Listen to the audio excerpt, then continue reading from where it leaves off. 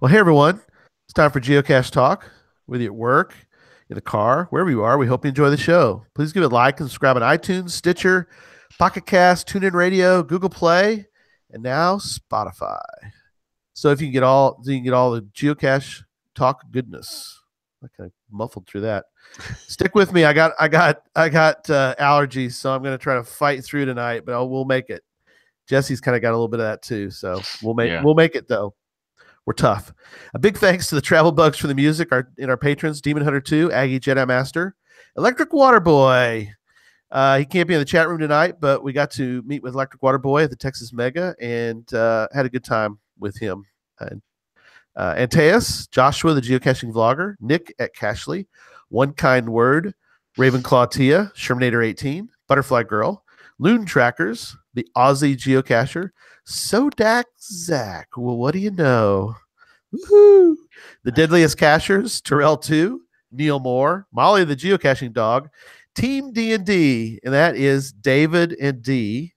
And they were the part of the host group for the Texas Mega, and they did a fabulous job. So hats off. I'm not taking it off right now, but my hat would go off.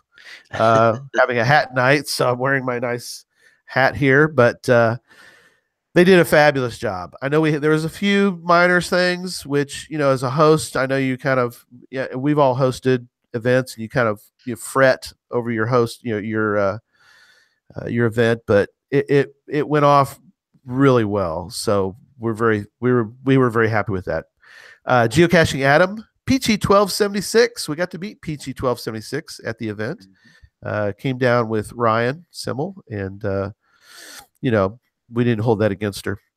The No Code Geocachers, Curiosity Girl, Tick Magnet, Marsapanic, Bricker John, Firesafe, FS Abero, Geo Rick, Cash Addict Mel, Geocaching Janji, and I think she's like in the area somewhere. We never know. We're not sure. She may be. Well, this Zach's looking for her, but I don't know. She may be rolling through town where he is, so we'll see. Geocaching Junkie, Sir Drumalot, Janice, Tricassius, Tom Frey, Rugels. We got to see Rugels this weekend as well at the Mega. The Bruce Zero, EGK, PBR, Casamaya, Master Sergeant USMC, Little Gears, Albedo 0.39. It's only Barney. Purple Turtles 3 and our new patron, ACDC family, which we also got to meet at the Mega. So, Gary, shout out to you, buddy. It's really good talking to you and getting to meet you at the Texas Mega. If you'd like to become a patron, head on over to patreon.com/geocache talk for more details. Patrons get path tags, coins, other geocaching swag during the year, as well as invites to special events only for patrons. Support levels start at as little as $3 a month. Well, let me start by welcoming my co-host, Jesse, a.k.a. the out-of-state captain. Yeah. And I apologize ahead of time, but I'm suffering from the same allergies as Gary because I'm down on location in Texas right now, and I don't know what's in the air, but I feel like it's all in my head right now. So yes, it is. We get this down in Texas once in a while. So we're fighting through the allergies and stuff. So we're gonna jump right into show 89 for September 11th. We welcome to the show our man at the cache. This time he's not at the cache, but he's gonna talk about the caches he's found recently. Zach Fick, aka SoDakZak. Welcome. Hey everybody. There he is. Woohoo! Glad to be here. Yes, so glad to have you on. You know, it's I always get great notes about the man at the cache. I think it's a great thing, but it's nice to have you in studio, as it were, once in a while. Yeah, it's I always enjoy anytime I can do a full show here. I like to talk too, but yep, it is also fun to go get actual finds while you guys are yapping. Yeah, that's right. Keep doing the actual go get geocaches while we're talking about geocaches part. Right. Hey, I think we're about the only ones that only show that does that. So I think we're fairly unique, and I like it. And I appreciate you being able to do that for us as part of being part of the team. I think the next one I get will be the 20th cache I found on the show. Oh, now that's a cool stat. That's cool. That's a very cool stat. I wonder if someday you could make a challenge for that, right? Yeah, right. But it has to be on Geocache Talk Show. Yes, So I we know, it live on does. the show. Yeah. so we It can must be sort of live. determine if anyone's gonna actually accomplish it or not. Right. All right, let's get to news because we got a lot to talk about tonight. So I want to point out something about there's a new puzzle feature in the FTF magazine, and we got to sit. Susan and I got to sit down for an extended amount of time with Keith Petrus on FTF magazine, and we're going to see him in a few weeks. Great guy, love Keith. We had a great talk and everything, but he's got a new puzzle feature coming up in the FTF magazine. Kind of a cool idea where you can kind of he's going to give you clues and you try to figure out the puzzle. It's kind of like a little puzzle cache you can do from within the magazine, other than Spartacus, which is also a cool little puzzle type thing. So, and Jesse, we have a webcam update. Yep. Luckily, this week we are still holding steady at 114. So let's see how long we can ride this streak out. There is one that's kind of is But on it's back life up support right now, so it's okay. Okay, all We're right. just gonna It keep was our on life fingers crossed support. and Yep. Let's see Hey. how long we keep this streak going. I'm not very good at streaks, so maybe they'll do better than me. Eh, Yeah, hey So- Jesse, I on the webcam thing, maybe later in the show I'll let you in on that. I got an FTF on a webcam. Whoa, What?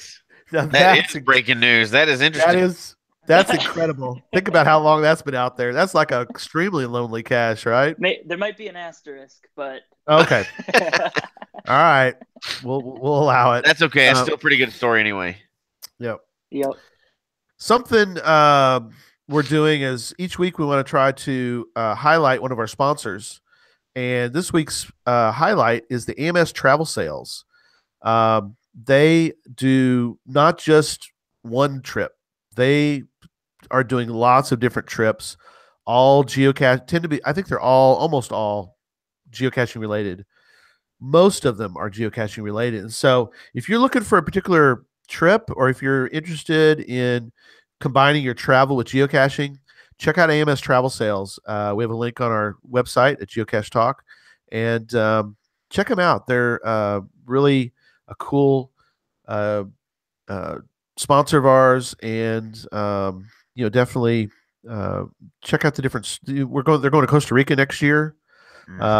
There's still room. You're not going to get quite all the discounts that were there, but there's still some that you can get. And they're to the Caching the Waves goes up to Alaska, and I think there's still rooms available for that trip. So definitely check them out and contact John and find out more about that. So There's a chance that we could be at least exploring the idea of going to the Costa Rica one.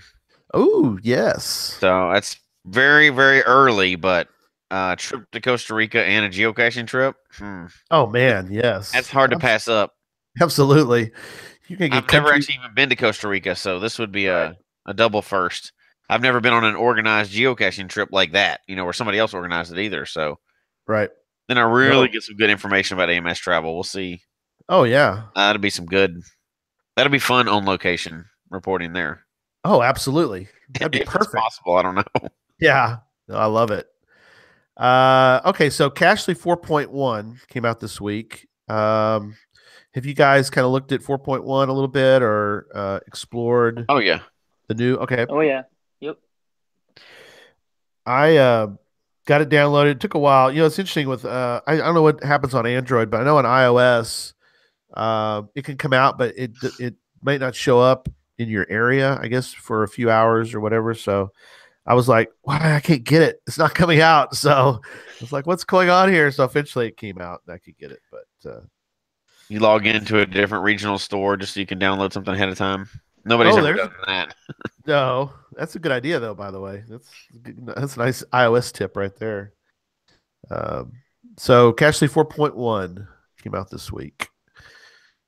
Something that Joshua Johnson is doing or sort of sponsoring is this coming week is going to be when we're doing a geocaching for Michael week.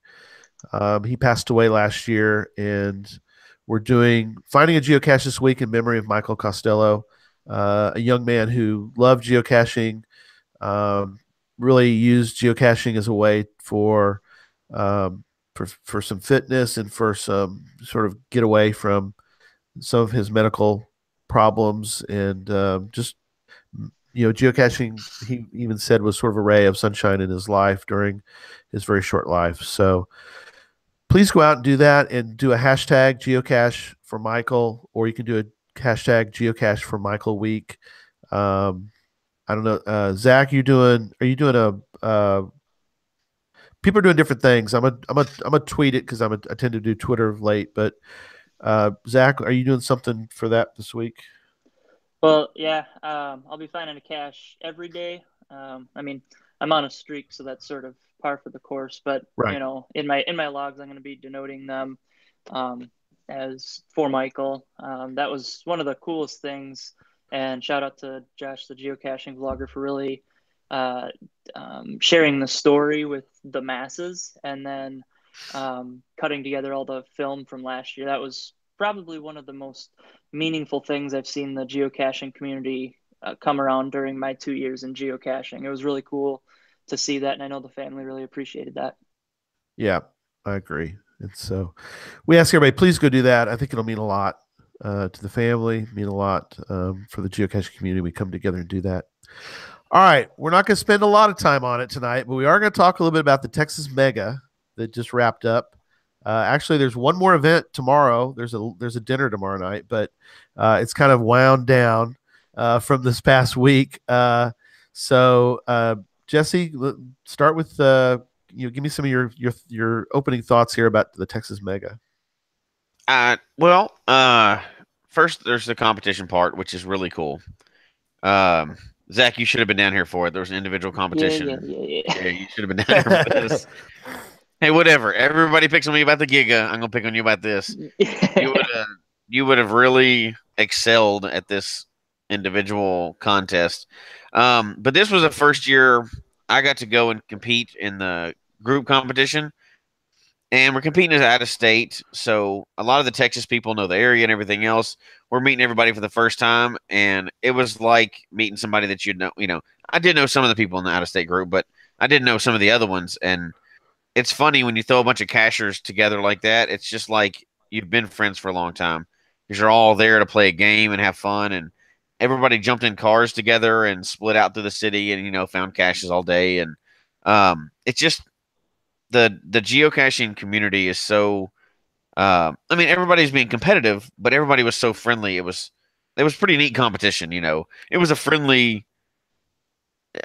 not a friendly competition because it's a competition, right? You got to win. But I mean, everybody was just, there were people really cool about it, and we didn't know anybody from Adam, and got to really meet a bunch of people really quickly and going out and caching. So it was a lot of fun. And it was all over the city, finding these temporary caches all over the city, traditionals, multis, puzzles, all kinds of stuff. So the competition part was really fun. But I think what would probably rival it for me, and Gary, I don't know if you would say the same, is the all the satellite events they had set up. They're really unique satellite events this year, so that was pretty cool. Oh, definitely. They did a great job of planning for the different things. Everything from a food truck night, ice cream event, coffee. We went. Jesse, I made the coffee event one morning very early. It's just really. They had the first night. They had a jazz. I'm wearing the shirt, by the way. So here, let me move this out of the way real quick. So 16th annual Texas Jazz Festival. You see the notes on it. Denton is kind of known for music because you got North Texas there. It's a very very cool university. It has a lot of music majors there, and very famous for jazz in Denton. So they really incorporated the theme of the city with the mega. Tons of people. As you can imagine, people from all over. It's really kind of international. There's people there. The individual competition was the first year they had it there. Kind of funny because Moga started because of the Texas Challenge doing the team events, and then kind of this is the first year they sort of helped each other because this year they brought in the individual competition, which is what Moga has done recently. So before we get to the winner, let me mention a couple things. So we got to meet, at least I got to meet for the first time, Pathfinder 33, Charles Watkins, and I got there's his really cool path tag that he handed me. I'm gonna see there's a theme here. So I get this from Charles, and Charles ends up winning his division in the individual competition. Okay, so there's that. So I got a couple, and his wife won her division, so that's kind of cool. So I got these other two path tags this weekend. Let's see if I can kind of try to put them together so you can kind of see. So one was from Houston, Texas, Dave. Let me I can fix this around here. So that's his right there. This is the Houston Astro one. So there you go. It's a really cool path tag. That's a great idea, Dave, to do that one. And then I got one from a Sugarland Indians. So also from that area of the world. Anyway, so the reason I mention these two is because they're in the southeast region of Texas in that. And this is terrible, Gary. I see where you're going with this. And what do you know? The southeast region wins the team competition this year. They unseated the North, who had won it. I think it was 5 years in a row. The North had won, and they unseated them. So southeast region, shout out to you guys for winning the golden ammo can. And what do you know? How about the karma of in which team, Jesse, was closest to the Geocache Talk booth? Southeast region. Dude. So if people bribe you, they'll win stuff. Is that what you're saying? I don't know. Give you items, the karma will make them win. You're saying that, not me. Okay, you were laying it on pretty thick. I just want to make sure we were both clear about what you were saying. Yeah, exactly. No, but it was fun. All kidding aside, it was fun. Did you mention the donuts? Oh yes, the donuts. Oh my gosh, did you end up going to that? Up to midnight for. Did you go? Oh yeah. Oh man, talk about the donuts real quick. You'd miss that? Yeah, missing donuts. They had an Elvis donut that was peanut butter, banana, and bacon. They had a Bob Marley donut, which was the jerk chicken one. It's not at a donut shop, by the way. Explain really quick where this thing is. So it's at a steakhouse. And at this steakhouse on Friday and Saturday night, right? Yeah, Friday and Saturday nights from 11 to 1 or until they sell out, they open up and sell donuts out the back door, which they call the back donuts. Donuts. And they sell them right out the back door. And it's just, you walk up, they're $4 a piece. You get them. They're huge, filled with whatever their specialty is at the time. They had like strawberry and cream and key lime pie. I think they had a key lime pie. Yeah, some kind of cheesecake thing. It was. Oh man. It was about 3 weeks worth of cardio. Is what it was. So it was. You knock on the back door, and it's like a secret deal. Chat room's exploding about the donuts, by the way. It's like a speakeasy for donuts, I think we need to just transition this podcast into talking about donuts, and our engagement will skyrocket. No, yeah, right. No. We gotta get to the main topic now. Okay. But anyway. I just thought that was a really neat idea, even though it was midnight, and the day really started at like 7. So that day went from 7 to midnight.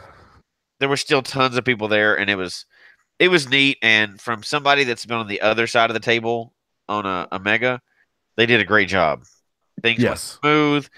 Nothing's ever going to happen perfect, but from the outside, it looked as close as you could get to it. It was, people had everything they needed.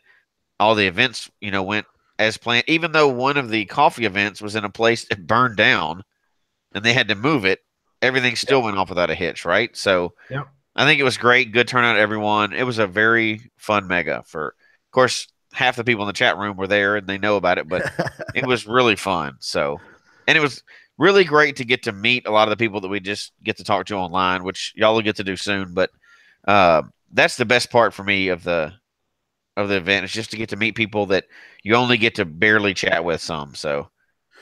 Yeah, that's something to kind of wrap up the talk about this. We did, Jesse and I were just thrilled to run into people. They're like, hey, you don't know me, but I listen to the show every week, and got to shake their hand and just really appreciate all the warm conversations that we had with people and how they talk about the show and how they enjoy it. And just a shout out to everybody who was there that Jesse and I got to meet, who do listen to the show or watch the show, and it means a lot to us that you guys are along for the ride each week. And next year it's in Seguin, Texas, which some of y'all may have to look that one up on a map, but make your plans for that. It's going to be great fun. I've been to Seguin a few times. It's a neat area of Southeast Texas, which is kind of weird. It just happened that way. I know people are going to be like, yeah, right. But it moves around the state. So every region, they split the state into 6 regions. And so it's moved around the state. It was in East Texas last year. This year was in North. Next year will be Southeast. But it'll move around, and that's kind of the fun part of also is that it's a mega event that moves, and so that's cool. Other than Geo Woodstock, I don't know about some of the other megas in the world, but or in the U.S., but that one will move every year, and it's not always in the same city for that region. So talking to the East people, and it may not be in Tyler when it comes back around for them. We'll have to wait and see for them. So anyway, all right. Zach, we are going to now talk about the numbers. It's about the numbers, and I know we're going to have some good discussion about this, but we're going to incorporate, right? We're incorporating Zach in the. We're going to talk about it's not the numbers in your YouTube new vlog you're doing, and I put in my link for people. It's youtube.com/SoDakZak. Zak, Z-A-K, all one word. So youtube.com, SoDakZak. Go out there and subscribe to that. He's going to tell us more about the new vlog he's doing. But tonight we're going to incorporate his recent trip along with the numbers. So I guess, Zach, start where you want us to start. Yeah, thanks for having me on the Donut Talk podcast. I appreciate it. Next week on Donut Talk. Yeah, dun dun dun. But no, I've had a busy few weeks, but about 2 months ago, I started a YouTube series that is kind of sort of a sideshow for the Geocache Talk networks, and just something I felt with all the podcasts that I listened to, the thing that really got me going was the numbers when I'm actually geocaching. And there's so many things to talk about with events and all the things you're doing, and you're doing such a good job with that I was like, well, instead of begging Gary, hey, could we do a few shows about this? Why don't I just, go out on YouTube and try doing a show talking about the thing that everyone says geocaching, it's not about the numbers. Well, I actually think is it? I actually think everyone has something they're going for. It might not, the total numbers. Yeah. People aren't trying to chase Alamogul, who has 180,000 finds. Right. We got to meet Moondew, by the way. Mondo. Oh, cool. Mondo, yeah. Not Moondew. Mondo. Yeah, he's at like 170,000, I think. Yeah, right behind him. Insane. 65-ish right now, I think. Yeah. So, so I think it's true. Like it's not all about the total number of finds, but people love the milestones, their first 100, their first 1,000, their first 10,000, wherever they're at, the streaks that are on the Fizzy, the Jasmine, all those things. And we can talk about those. But I think if people are honest with themselves, a lot of times, basically aside from if they look at their phone to go find something, if they're ever looking at their stats page, there's always something that they're like, oh, if I find another Earth cache, I have 10 or 50 or 100, or where I go. Sorry, Jesse. But, so I think there is something with numbers, and I thought I'd try out a show. And so far, we're getting, 250 to 300 viewers per show. And so it's, awesome. That's just in the first 4 that I have.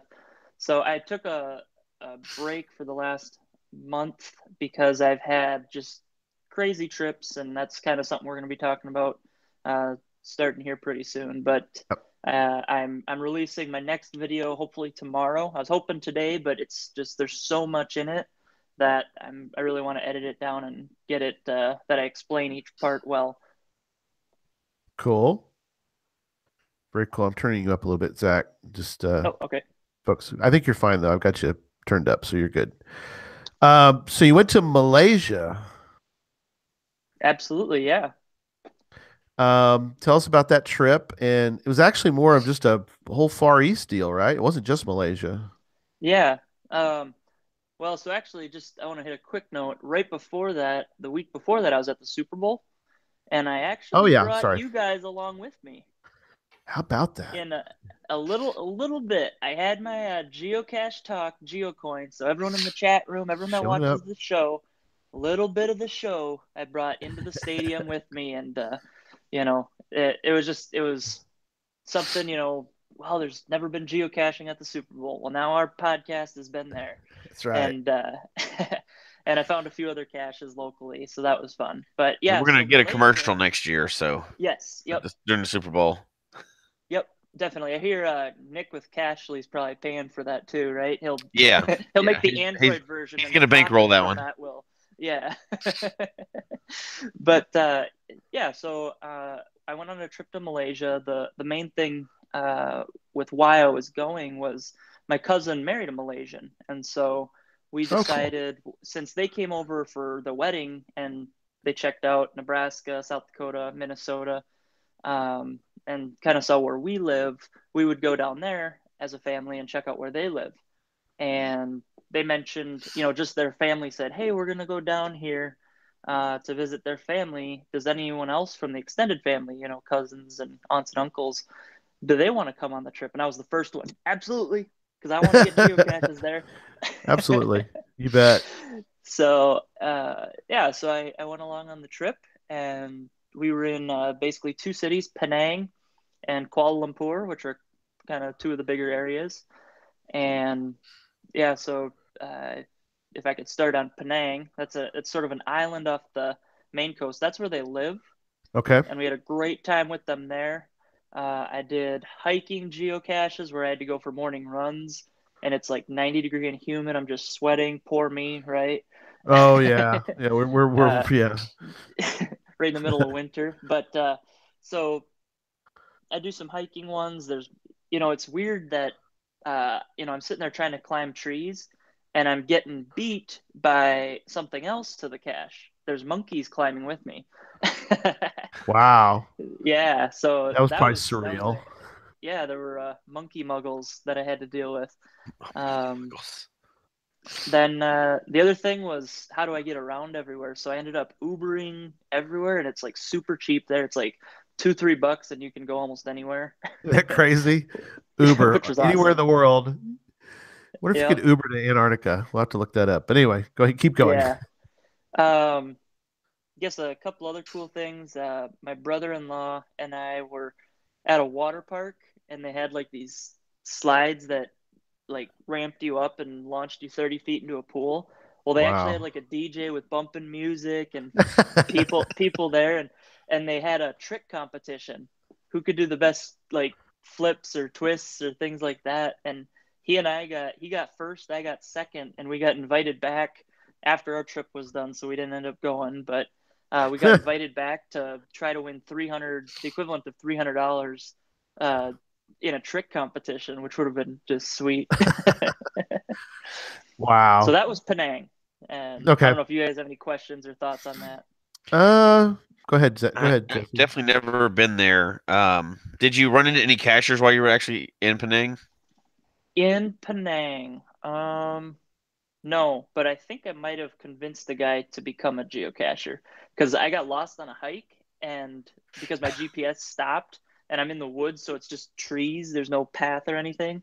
And so I just pointed, I kind of explained what I'm doing. He spoke English, and he ended up jogging with me up this mountainside. And we got to the top of this mountain here, and luckily it was just at the top. So he just had to bring me to the overlook there. And I ended up finding it, but he thought it was the coolest thing, that there's all these things everywhere. And so I hope he ends up taking up geocaching.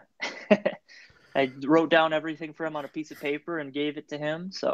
Cool. Um, so yeah, so that was Penang. But Okay. otherwise, a lot of that was focused on being with their family and doing family things. Sure. But Kuala Lumpur, the main city in Malaysia there, Yep. that's where I really kind of flexed my caching muscles and did a bunch of things. So the first thing I did was before my trip, I set up an event there so that I Which is could get that's that a icon. great idea for people if they've never have never done that.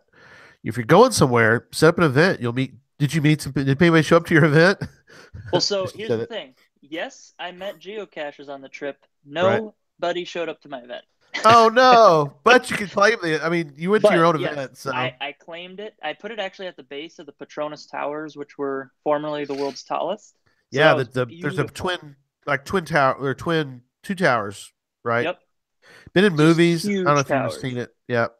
What movie was that in? Somebody in the chat room will put it in, but oh, Yeah, there was some Sean Connery one. Entrapment. Yeah, Yep, it was a. Entrapment. Yep, Yeah, that's it. and Okay, well, at least you got to go there and like I said, had an event. But keep going. Sorry, I'll yeah. interrupt you. So I had the event and nobody showed up, but it was because it was at 7 a.m. on a work day. Oh So yeah, but that was the only time I knew would work.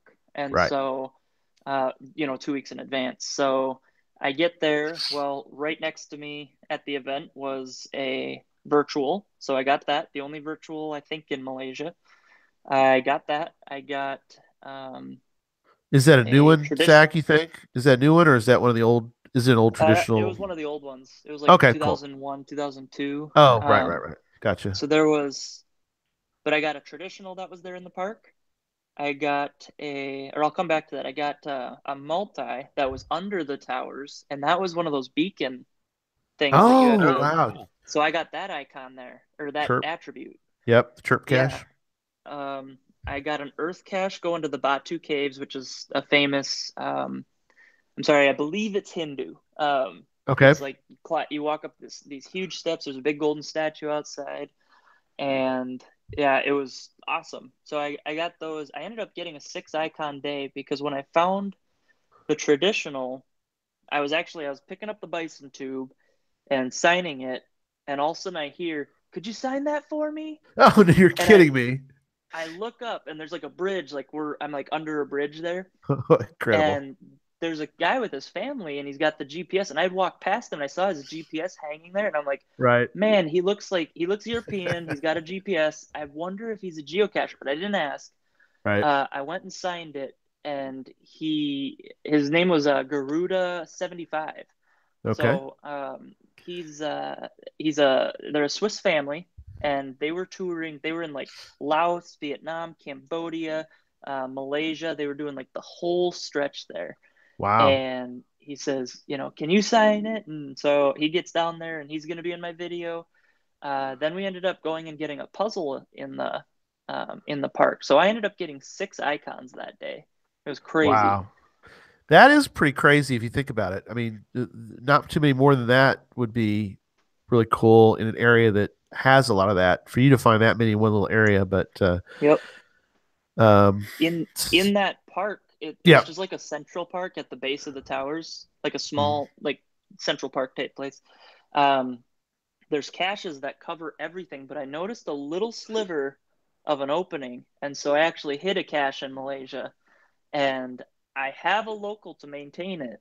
Oh, sweet. That worked out perfect. So it got published, and it's in their main park where all the visitors go. So it's already got 7 logs on it.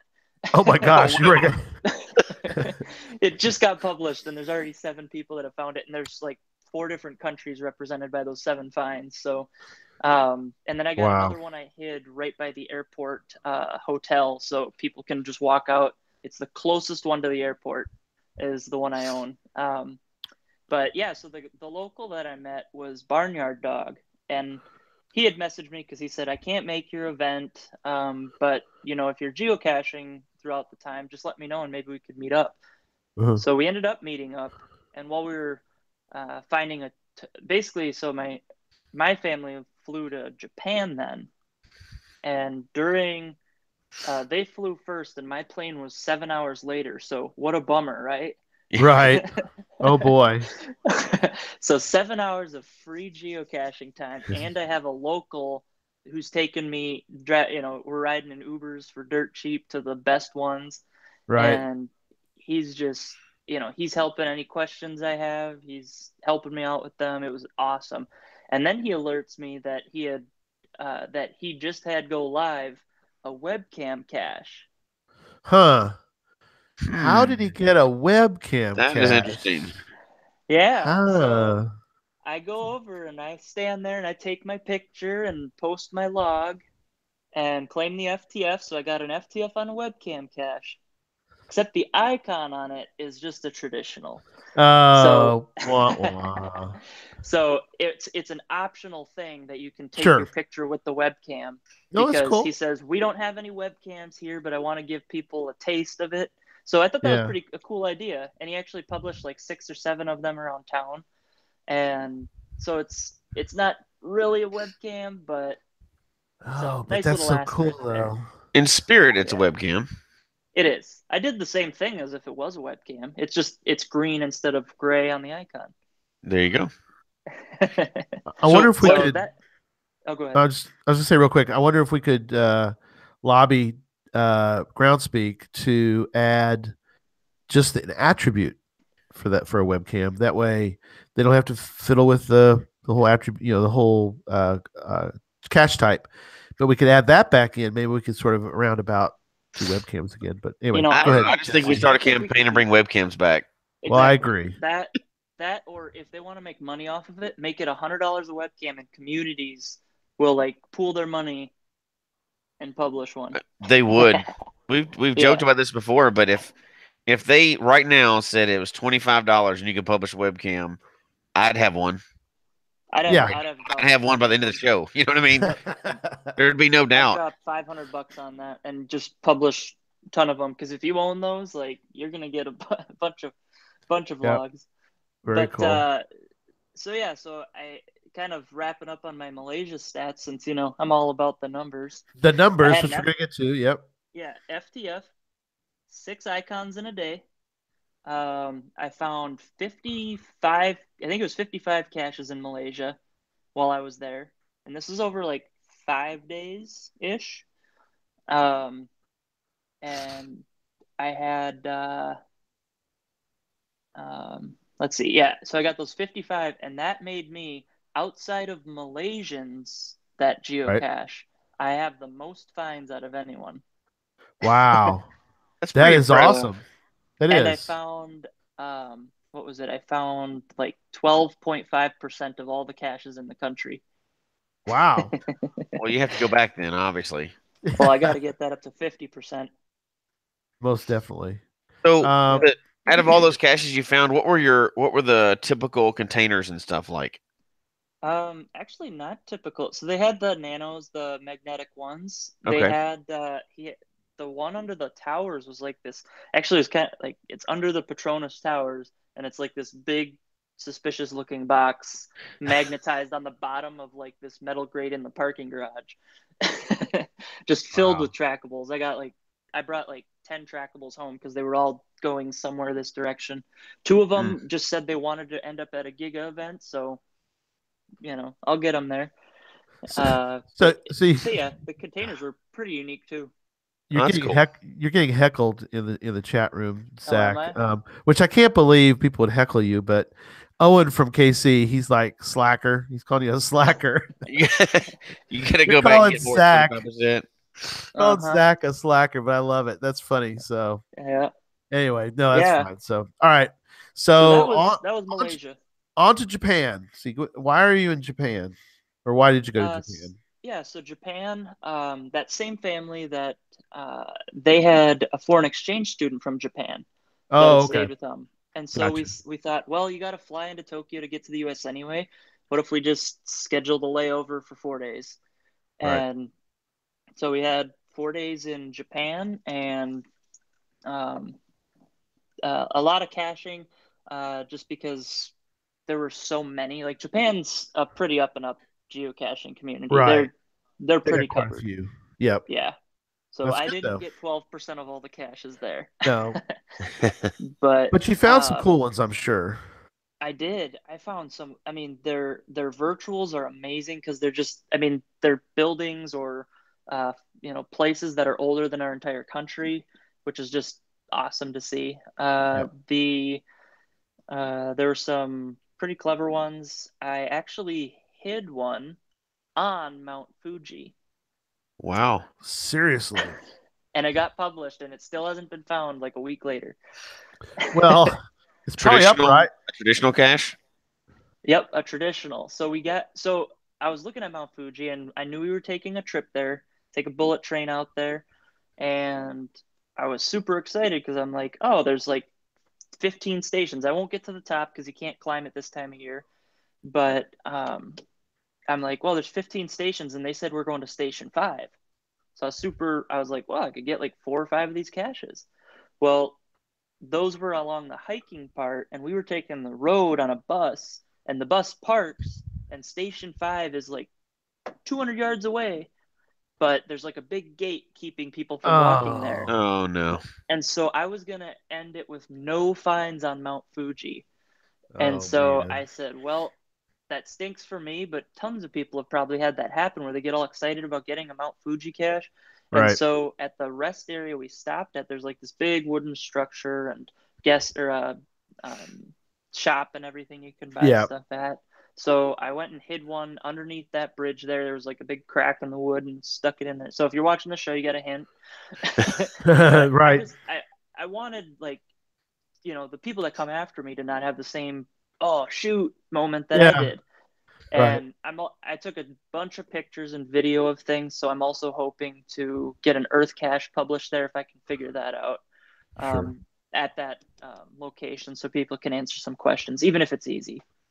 Very cool. Very cool. Other than that, Japan, I brought your coin to the Olympic Stadium that's being built. Geocache Talk.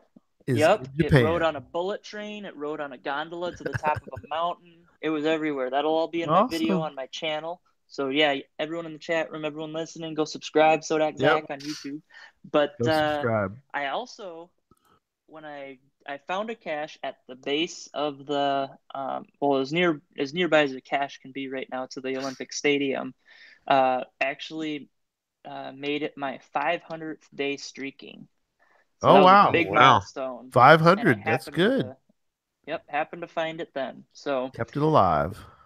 Yep. And as for my numbers in Japan, I found 50 caches in 4 days. I found that's good. That's the most from a South Dakotan going to Japan. I didn't quite. I think the top in the U.S. has like 140 finds, so I got to get back there and you're not too far away. You can make that up after another trip or two, I guess. Yeah, another trip. I'll get it. I'll just take a week there and go get 200. Perfect. So yeah, that was my trip.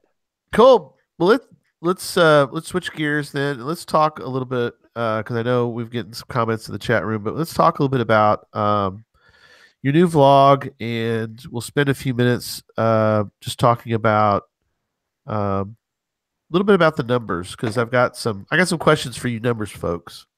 I'm not a numbers guy, but I greatly appreciate the numbers folks. And as Zach you said, everybody in a sense is a numbers person, because but it depends on, and this is the great thing about geocaching, is everybody can have their own number. So Susan and I's number is, we like to try to find all of the first caches, or at least the oldest cache in a state. So we look for those. We did Tarryall in Colorado. We've done the one in Missouri. We obviously did Texas. So Mingo is the oldest in Kansas. So there's so in a sense, I guess I am a numbers guy, just a different kind of numbers guy. So what are you focusing on with the vlog for now, and what do you see going forward about the numbers? Yeah, so as I mentioned before, I kind of want this to be something that Geocache Talk can allude to, whenever they're talking about something. Like, Zach's got a video, we're talking about streaks, Zach's got a video on that. Right. Just like it's like a longer form discussion specifically about something you may mention. Like, you like the oldest ones in the States. It's similar to the Jasmer. You'll end up probably getting a Jasmer if you geocaching. Yeah, really. All the oldest ones in the state. You get close, So- probably. You can just sort of wrap those up after that. So yeah. Exactly. And I don't know, like I started playing around on Project GC when I got into caching early, and it was fun because it was like every cache I was finding was like boosting a number somewhere, or it was the new oldest one, or it was the lowest elevation or highest elevation. And it was really cool to just keep pushing the boundaries on all these random little things. And then I started looking, who's got the most finds. And there's a guy that has 180,000 finds. That's mind blowing. Who's got the most fizzy loops? There's someone with 120 fizzy loops, where they have their whole 81 grid completely filled out 120 times. There's people that have found, they filled their entire calendar with at least 100 caches on each day of the entire year. There's Right. people. Jesse knows them. Is it Denali 41? He's done Yep. 4 Jasmer loops. He was the first one, right? First one to do it, and Nick Gatt was the second one. Both from Colorado, by the way. Wow. Yeah. And he actually just did a recent trip up in the Sioux Falls area because all the challenges I've been logging lately he's the last one to log them from earlier this year. So, but there's just so many cool things. But I also realized, I'm on the You Might Be a Geocacher Facebook group, and you always see, every day it's people 1000th cache or first fizzy or completed my Jasmer. And I realized I know almost all of those people, and everyone that I know says it's not about the numbers whenever you start talking about geocaching and things and how many you can get. And yet they're all super proud when they accomplish something. And so, yes, I don't want to necessarily talk about, how many can we get?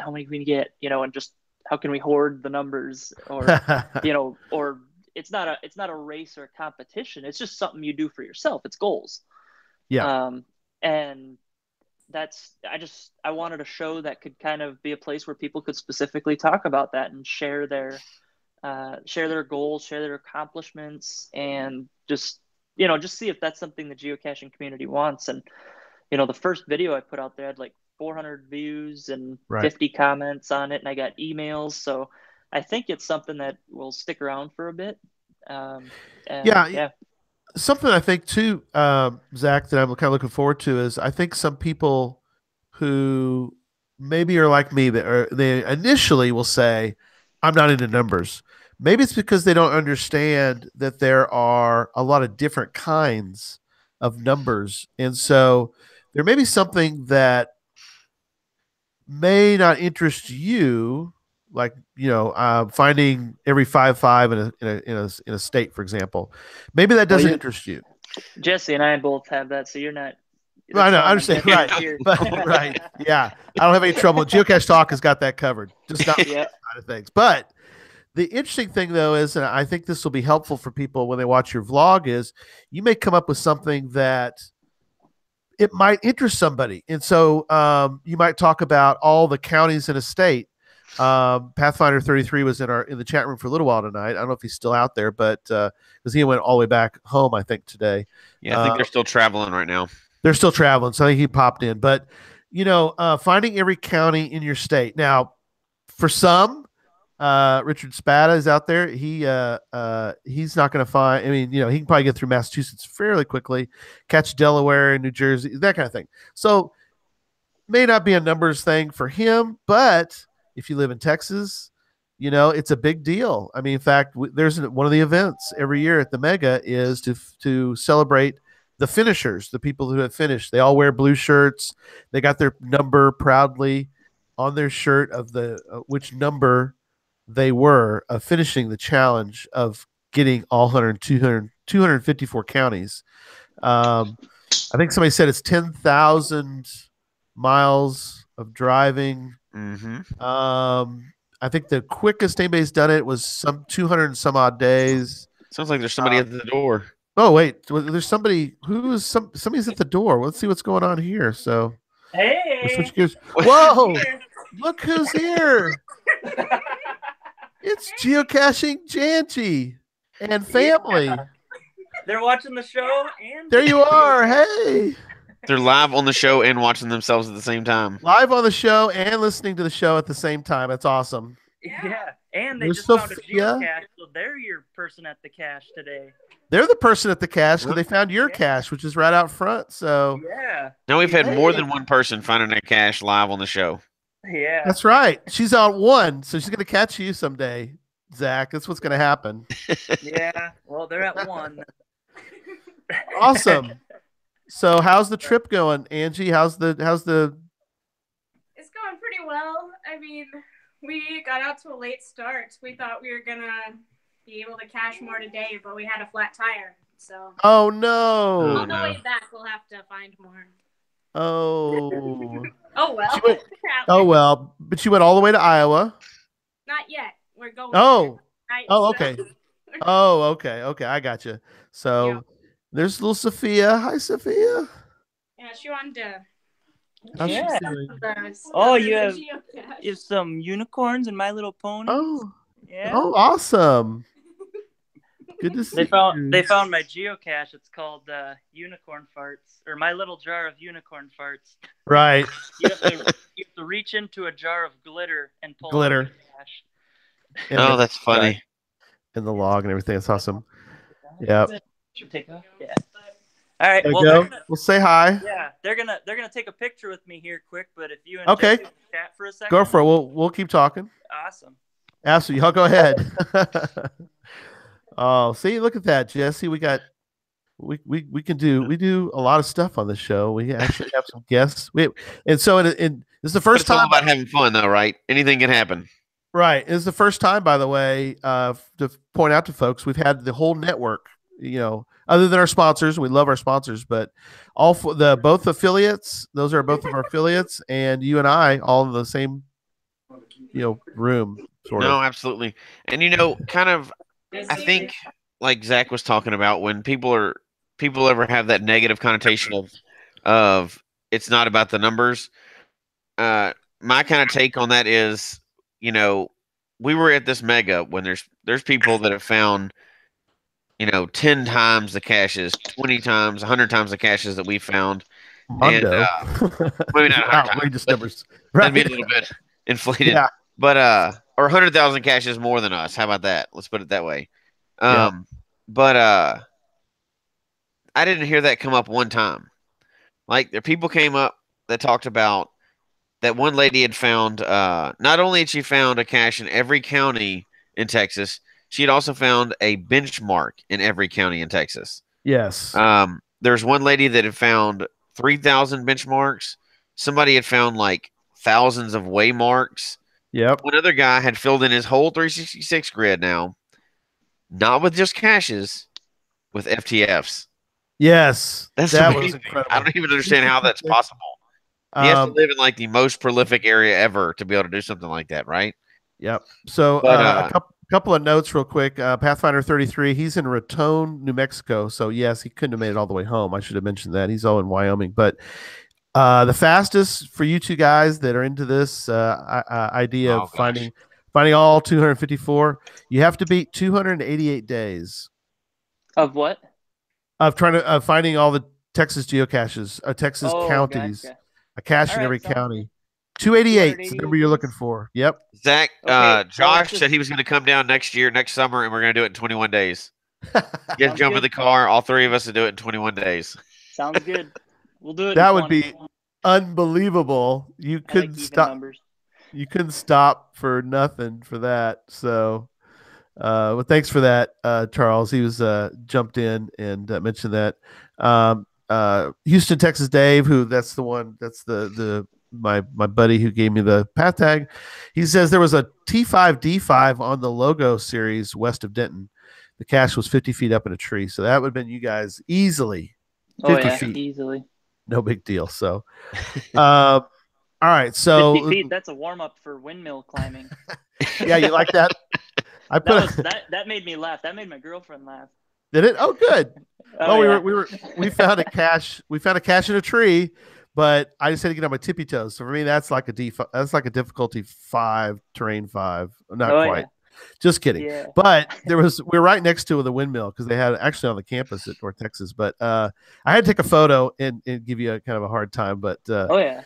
well, Gary, you mentioned you're like, well, I'm not a numbers guy, but again, I remember when we were at Moga, you were pretty proud of how many icons you got in a day. Yes, I am. Yes, that was a See? number. Yeah. Yeah, Yeah. officially And Project that's an GC. impressive number. Thank you. Yes, Project GC officially calls it 10. We did find a waymark and a benchmark, so I'm sort of unofficially calling it 12. And about 500 Munsies. Yes, well, that's different. Yeah, that's another show. You actually did. You actually did more than that. You did, in a sense. I guess. Did you find a waymark and a benchmark that day too? Is that 13 for you? Because you went and found. You went to a CETO. Yep. Yeah. So I think it officially recognizes 11 on mine, but it's Yeah. 12.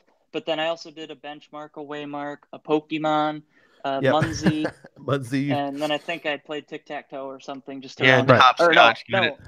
We Jesse and I went and won the competitions. Yes, Oh, that's right. There's the Yep, there's the individual. The collecting our bling, you know. Yeah. Bling. Just less than a month, and I get to go win a few more. Oh, that's right. Geo Woodstock. One thing I think that, and you guys would probably agree with this too, and the fact that you want to, or at least I think, what I try to promote is find something in geocaching that you would, as far as on that side of things, not the.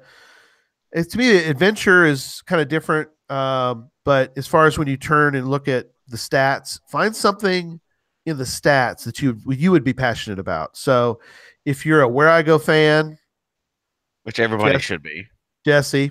I mean, obviously everybody should be. Well, I think I have more Where I Go finds than Jesse does. Yeah, because I built them all. He's built them all. So. But whatever it happens to be, if you're like a Land Monkey and you really love Earth caches, or whatever it happens to be, multi caches. I know of a friend. I think there's various people. Whatever it happens to be, if there's a particular cache type you like, either look for a way to enjoy that particular item. And I think one thing that when we've talked about briefly, but I don't think a lot of people understand, is if there's something you're passionate about, you can also add to that. You can go look for challenges based on your passion. Mm-hmm. And so, Jesse, I know you were looking for, you were interested in, I guess, looking I don't know if you got to them or not, but there were some challenges in the Denton area that you at least found interest in.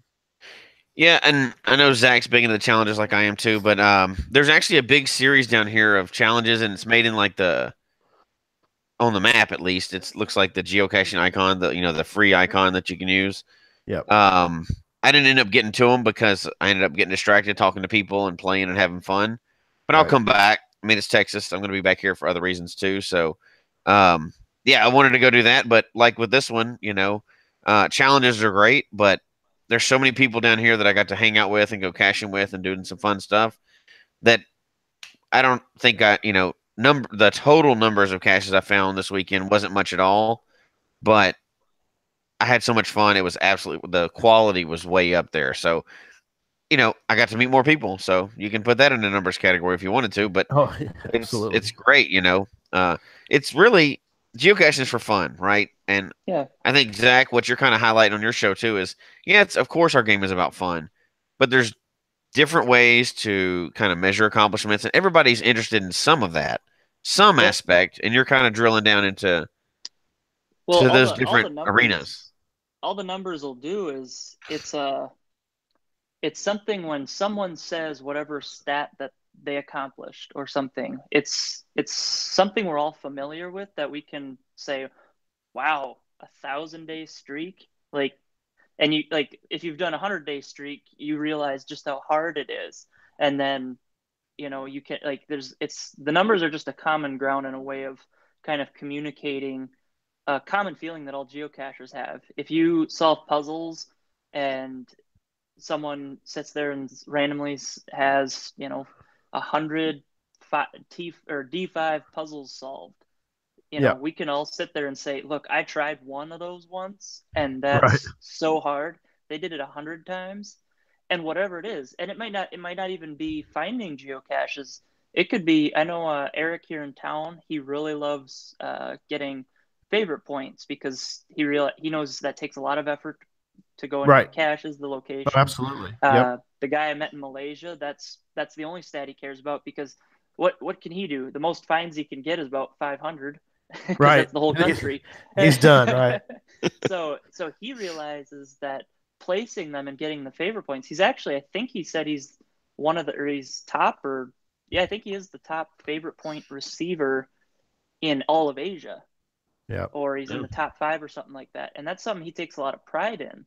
And so, it's just like the numbers are the common language that we can all, it just kind of puts things into perspective whenever you're talking about whatever statistic or whatever thing you accomplished or a fun day you had or a challenge that you sign. And it's like, well, I'm going to try to complete this. We just had a local guy that, maybe he's not too much into the numbers, but they had to do, I think it was a 30-day streak of just challenge caches. Oh, wow. So it's a challenge of challenge caches. That's Yep. pretty cool. That is cool. The challenge of all challenge or something like that. And so that was something that he actually, like, even before he started that streak, he had to plan out kind of where it would all go. And I think if geocachers are honest with themselves, I think 99% of people have done planning specifically for a purpose. And those purposes are usually quantifiable. And that's what the show's about. Well, and it's, numbers are great. And when it becomes a problem is when it's not fun. Yep. So, like, if you set a goal for yourself and you're pushing too hard and you're taking the fun out of the game, that's no fun. But then you just need to switch your goals, right? You need to find something else to get interested in. You don't need to force yourself. It's a game. We all want to accomplish things, but there's a game, and it's still a game. Still want to have fun, and there's always another way to play in the game and have fun. And I think you're going to be hitting on a bunch of those different ways, right? Yeah. Well, kind of like you're saying, sitting there and saying, well, I want to get 200,000 caches so I can be the top finder. That doesn't appeal to me. That sounds boring because when you think about it, you're probably just finding 1.5s and power trails, and your days are just power trails are fine a couple of times in your geocaching career, for me at least. Yeah, exactly. For you. I have this spring, I want to do 500 puzzle caches in a day. That's a huge goal of mine. Right. And then I'm coming up for that one. Yeah. And then with Memphis, I hope to see if we can pull off the 1,000 in a day, which is the holy grail or the benchmark for power caching in a day. But it's like after that, you'll never see me power caching like that again. Right. But something that then I start, now that I've been in it a few years, I start to think about, I saw in my research, someone's found every county in mainland United States. And I'm like, how cool would that be in your lifetime to visit every county of your country? That is just wild. Think of how many places, how many people you'd meet, how many, different caches you'd find. It would just, I'm almost 1/10 of the way there without even trying. So why not? Absolutely. And I got the rest of my life to do it. So at the rate I do T5s, another 6 years at least. Yeah, exactly. When you're having a blast doing it, right? That's what's important. That's what it all comes down to, is the fun. Well, I think everyone, Jesse, I know you do this where you'll be pursuing one thing and maybe you'll achieve it and you're done with that type, like the streak. You're just, okay, I did that. I'm done with it. And I'll do the same way too. I'm never going to do a streak. I have a 500 plus day one. Whenever this ends, that's not my thing anymore. But, you just move on to the next thing. And that also for me keeps geocaching fun year after year. Just something different. Well, and I think Gary can speak to this one, and I'll let, but not only can you switch goals, but you never let the goal get in the way of fun. Gary and I'm telling on Gary already right now. So this weekend, we're going to go out, because I set that goal, that I'm going to do get to 10,000 caches this year. Well, I've got big trips planned, and I still think I'm going to get there, but I'm not going to let that get in the way of how I like to cache. So me and Gary are like, all right, we're going to go out today and we're going to get like 1,000 caches. But not 1,000, but we're going to go get a bunch of caches. A lot, yeah. That's all we're going to do. We're only going for numbers. We're not going for anything else. And then right as we're leaving, at one point in the day, somebody goes, "Hey, did you hear about that new phone booth cache?" Like, no, what are you talking about? So it's like 44-mile round trip out of the way for one Yep. cache. But the Yep. way this guy described it, we're like, okay, put the numbers aside. We're going after this cache. We did. And Yep. we got totally distracted, stayed there shooting video, playing around, calling people on this phone booth cache, and I didn't there get a goes the call. numbers for the whole day. But we had a blast doing it, and we totally threw that goal. The goal for the day was gone. It was Yes. over. And I don't know if I don't have the GC number. We need to put it in the show notes for We'll anybody. put we'll put it in the show notes. This is one of the best caches I've ever seen. Yep. Anytime caching since the very beginning. If I could give it an extra favorite point, I would.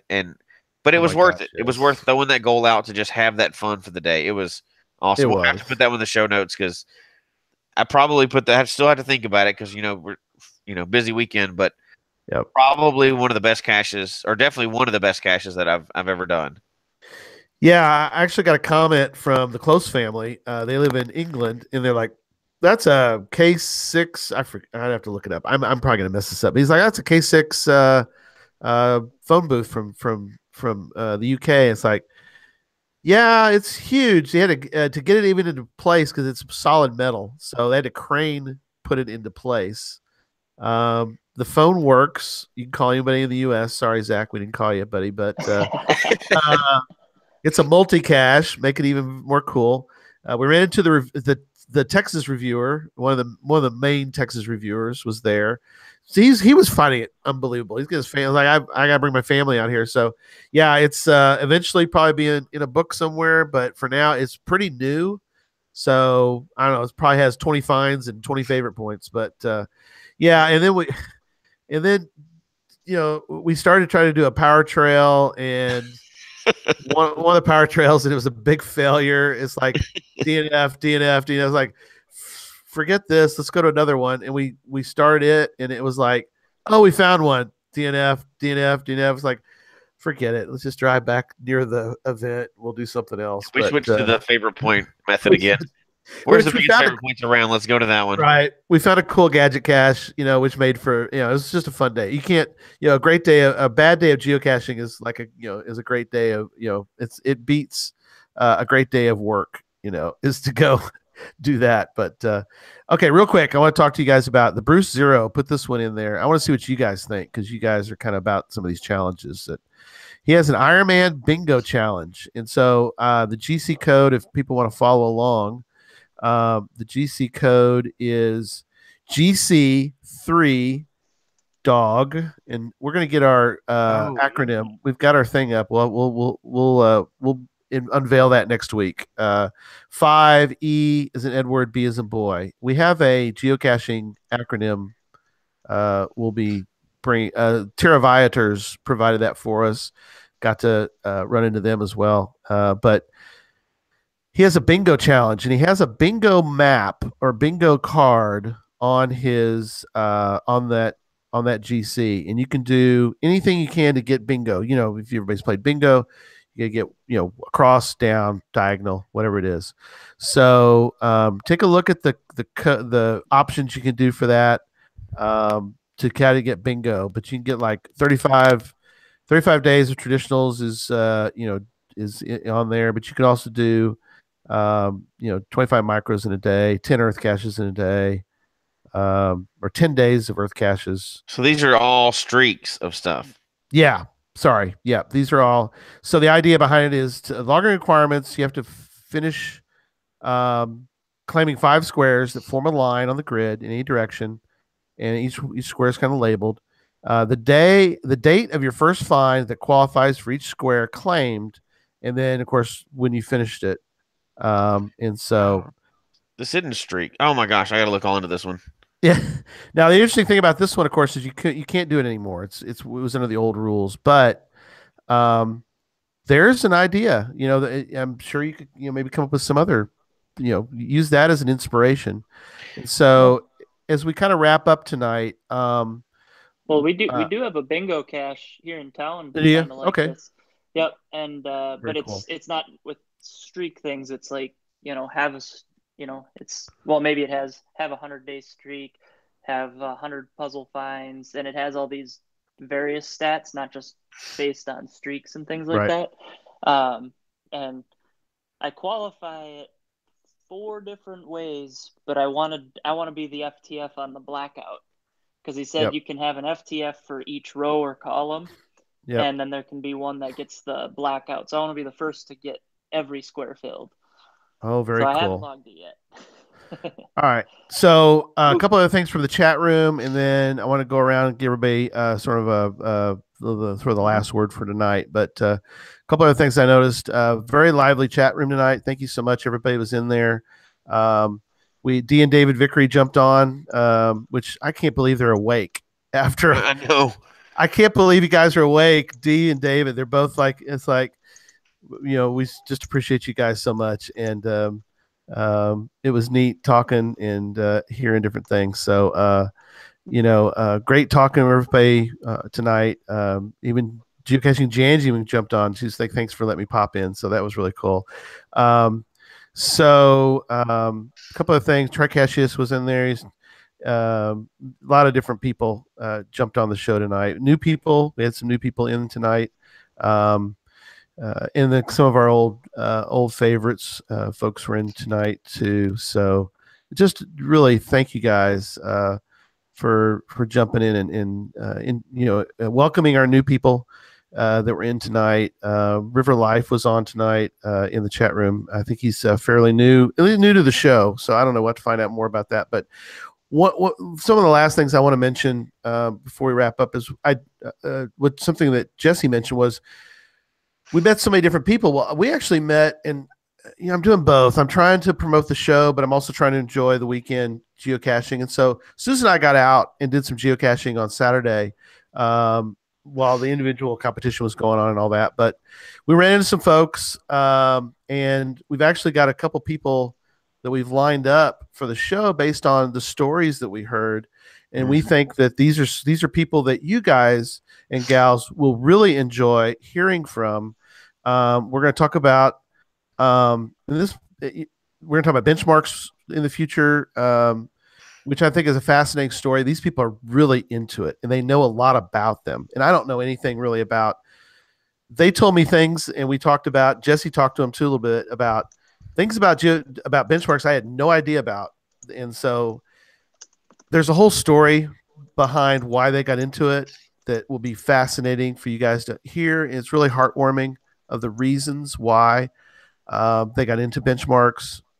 Like I said, we talked to some other folks that have some great stories, and the ones that we feel like that you guys would also appreciate, we're sort of planning to get them on at some point. We're kind of in a weird point for the show in that we've got a lot of guests.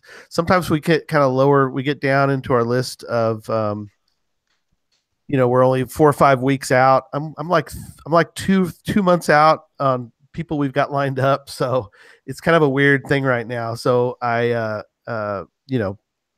we do what we can to kind of fit people in. We've had to rearrange, and people have been very accommodating as we've kind of had to put some folks in that we had to fit in the show. But anyway, let me go to Jesse, and then since Zach, you got the vlog, so I'm gonna let you have the last word. So Jesse, I guess talk about final thoughts on this weekend, and maybe final thoughts on It's About the Numbers. So this weekend was great, and we could do a whole nother show talking about it. It was fun, and anytime I get to be in person with either one of you guys or any of our friends, and I know Angie got to stop in for a second, but anytime we actually get to be in person, because we're all so far apart, it's always a lot of fun. And a lot of the plans got the window because we just want to hang out and play and have fun. And this was a well-run event. The competition stuff is great. I saw people meeting and talking, and Rock Chalk showed up, and people from all over the place were showing up and hanging out. And it was I know mega events, not everybody likes mega events, and I come and go. Sometimes I like them, sometimes that's not really my focus. But just getting out to actually get to meet a lot of the people, and we get to meet more and more people, there's something to that you don't get to do at a smaller event a lot of times because people aren't coming from everywhere. So The mega event was a blast. It was run super smooth, fun events, tons of stuff to do. I could stay here for the whole next week and cache, and I still wouldn't being able to scratch the surface of all the caches around here that would be fun to do, right? Oh, absolutely. But now, Zach Show, I love the idea, Zach. I think it's great. I'm glad you're doing it because I'm one of those people that really likes those really specific things.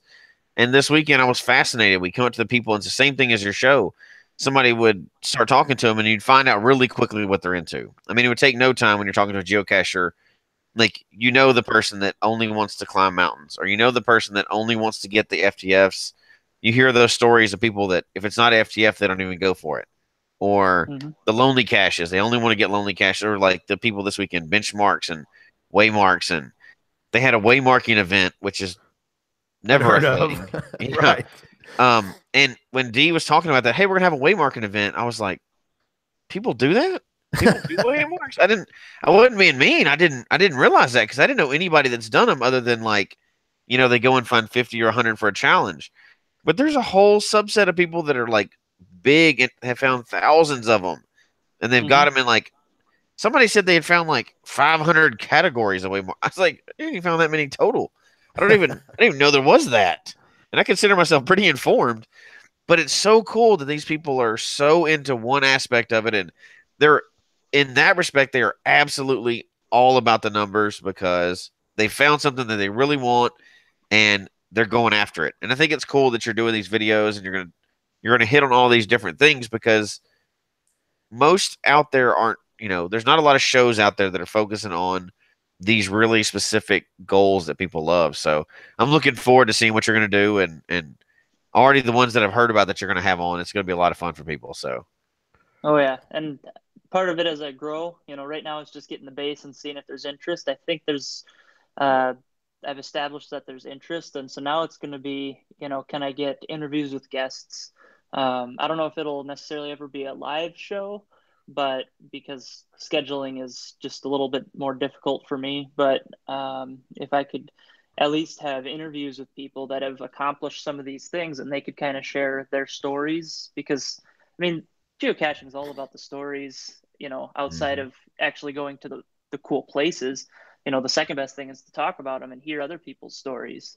Right. So, you know, that's what I'm excited about with my show. And before I talk about it a little more, I had one last question I forgot to ask earlier. Do you know what these are? Chopsticks? No, they're Asian geocaching log retrieval tools. Oh, now you're Special thinking. tool of the trade. It's an Asian tot. I like that. Asian tot. Yeah, I figured you guys would like that. That is cool. But yeah, no, with the show, yeah, yes, it's a plug. I'd love to have the subscriber count go up. Just more importantly, I want to see the comments. I want to get the emails from people. Email me your goals, your thoughts on the show. SoDakZak@gmail.com. If you're wondering how to spell it, it's SoDakZak. So SoDakZak it's anywhere. You just Google it.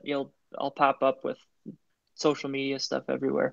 But you subscribe to the channel. That helps me get my content out to you guys.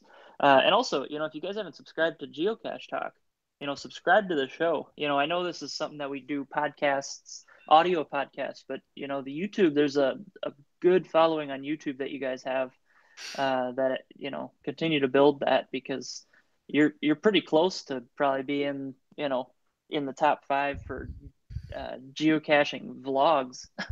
Right. With the podcast, yeah, just and you don't even do it necessarily for the video, you just do it for the audio. But why not put it live and put it on YouTube too? Well, in a roundabout way, you guys are climbing the charts in that too, I've noticed. So I'd love to hear people's stories. The more people I'm connected with, the more people I can bring on the show in the future that I'm creating, and have those discussions with them and talk about the numbers, share their stories, and just give people a place where they can talk about the numbers and just continue to expand this Geocache Talk network. Oh, that's great. And just to point out, all those shows are on your YouTube channel, plus they're going to be on the Geocache Talk website, Yep. and so people can connect. It's all connected. And would you want people to send in ideas also when they email you? Absolutely. Okay. Yes. Yeah. Send me ideas, thoughts on, things in the show. I mean, be critical. If you don't like the style of something, let me know, and I can change it and try other things. I'm the guy that these guys use to try different things on the show. It's like, Right. Zach, hang upside down in the tree and videotape. Zach's Right. crazy enough to do it, so it works out well.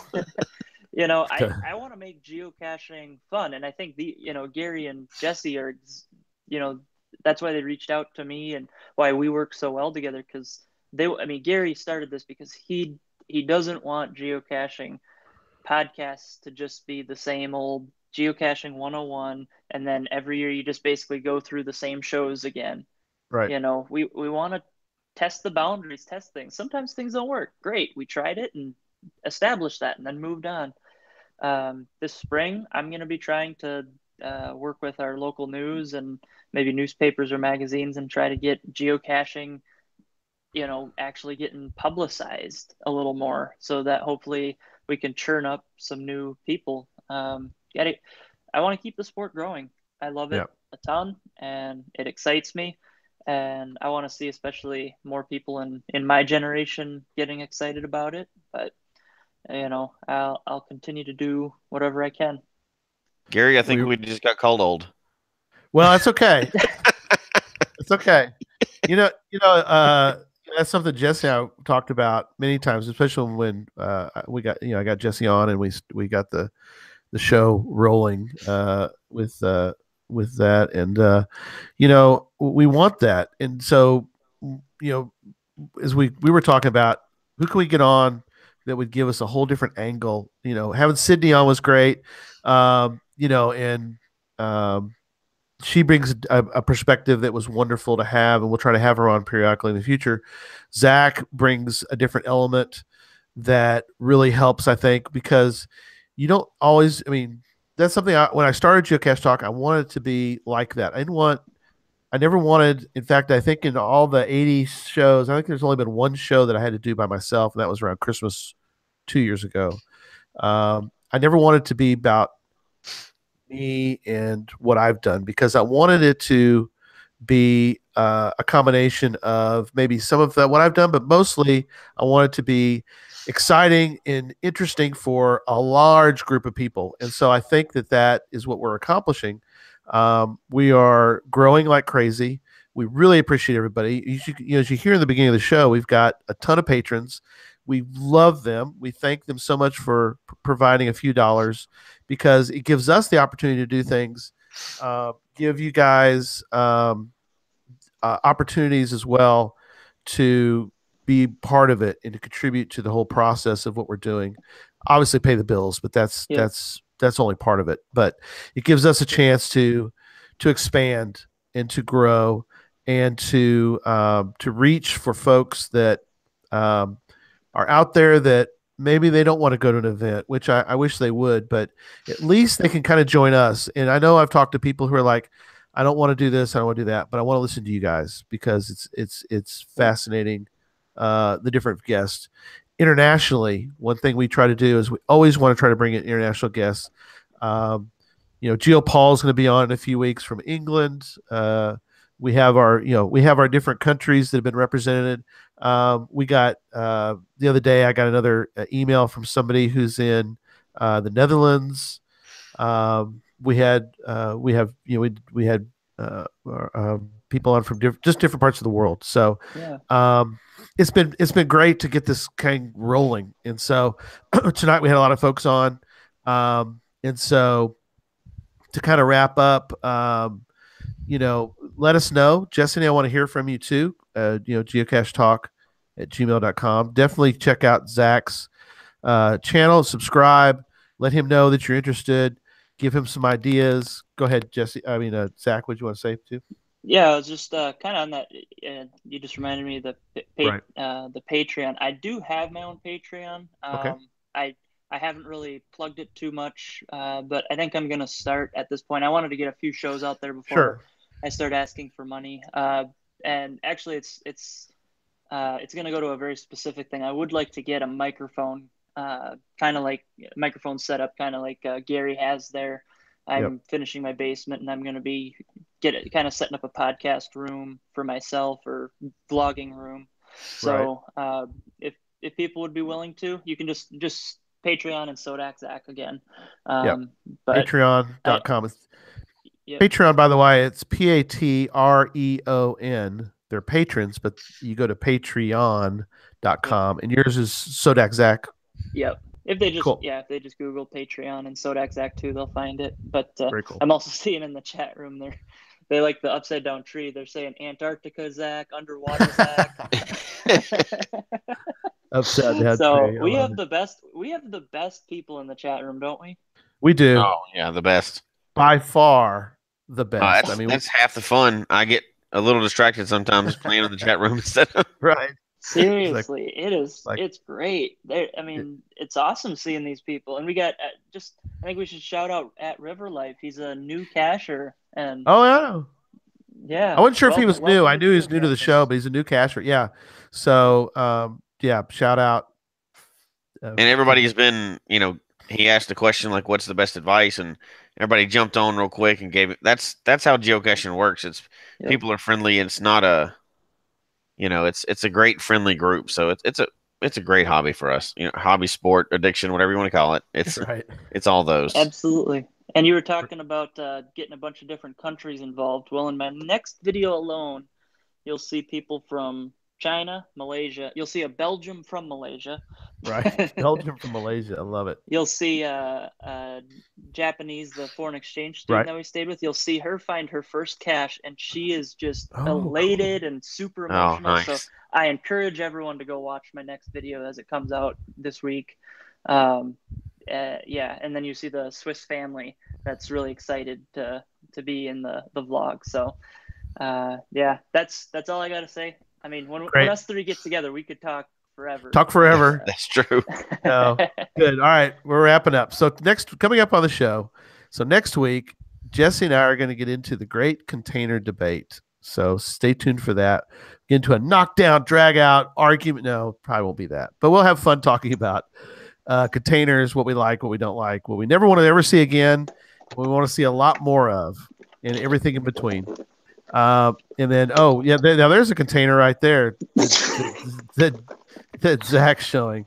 Gigantic. It's the container blender. That destroys containers. The control. Yeah, we can blend it. Will that container blend? Because we don't ever want to see it again. In 2 weeks, we're going to have on David Reeves. We're going to talk about something that Zach, you'll be fired up about. Talk about his geocaching streak that he just ended. So he only did it for 10 straight years. Finding a cache. Yes. He's not even dedicated. 10 plus straight days for 10 years. And he forgot a day?